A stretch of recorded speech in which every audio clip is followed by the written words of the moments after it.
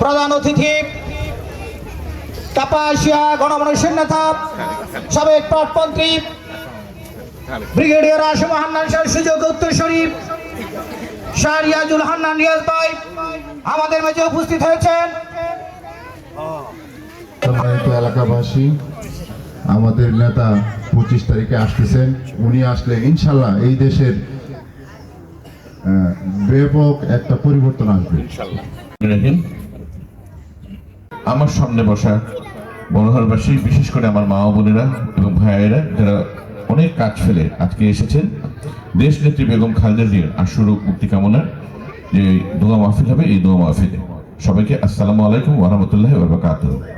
আমি শাহরিয়াজুল হান্নান যতদিন বেঁচে আছি এই শহীদ তাজউদ্দিন আহমেদ সাহেবের এই ভাস্কর্য কেউ ছোঁয়া দিতে পারবে না। এটা হলো মুক্তিযুদ্ধের সপক্ষ শক্তি। আমরা সবাই দল, আমরা বিএনপি করি, আরো অন্যান্য দল আছে, যেহেতু আমরা মুক্তিযুদ্ধের সপক্ষ শক্তি, এই কারণে এটা হলো আমাদের অঙ্গীকার কাপাসিয়াবাসীর কাছে, আপনাদের কাছে। আমি আমার মরহুম পিতার অসমাপ্ত কাজ সম্পন্ন করতে চাই। এই জন্য আপনাদের সহযোগিতা চাই, আপনাদের সাহায্য চাই, আপনাদেরকে নিয়ে যেন আমি কাপাসিয়াকে আরো এগিয়ে নিতে পারি। এই জন্য আজকের এই দোয়া মাহফিলে এসে আমি দেশ নেত্রী বেগম খালেদা জিয়ার জন্য দোয়া চাইছি, আমার মরহুম পিতা ব্রিগেডিয়ার হান্নান শাহের জন্য দোয়া চাইছি। আমরা দোয়া চাইছি কয়েকদিন আগে নৃশংসভাবে দুষ্কৃতিকারীরা যে হত্যা করেছিল আমার আপনার সবার ভাই জনাব শরীফ ওসমান হাদি ভাইকে, ইনকিলাব মঞ্চের মুখপাত্র, তার জন্য আল্লাহ যেন তার রুহের মাগফিরাত কামনা করেন, আল্লাহ যেন তাকে বেহেশত নসিব করেন। এই জন্য তার জন্য আমরা কায়ে মনোবাক্যে আল্লাহর কাছে দোয়া চাইছি। দেশ নেত্রী বেগম খালেদা জিয়াকে যেন আমাদের মাঝে আবার অতি দ্রুত সুস্থ করে ফিরিয়ে নিয়ে উনি যেন নেতৃত্ব দিতে পারেন আমাদের সবাইকে, সেই দোয়া করে আমি আমার বক্তব্য শেষ করছি। সবাইকে ধন্যবাদ।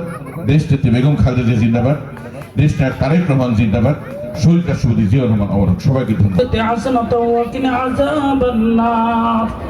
রব্বুল আলামিন আসরের নামাজের পরে ইয়া আল্লাহ এখানে কিছু আলোচনা হয়েছে, বেশ কিছু লোক অসুস্থ, দোয়া চাওয়া হয়েছে। রব্বুল আলামিন খাস করে বেগম খালেদা জিয়ার জন্য দোয়া চাওয়া হয়েছে। আল্লাহ উনি বেশ কিছুদিন যাবত অসুস্থ, আল্লাহ তুমি শাফায়ে কামেলা আজলা নসিব করে দাও।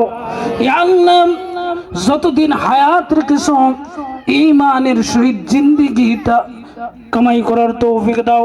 রব মওতের সময় সকলের মুখে নবীজির কালিমা স্মরণ করিয়ে দেন, লা ইলাহা ইল্লাল্লাহু মুহাম্মাদুর রাসূলুল্লাহ।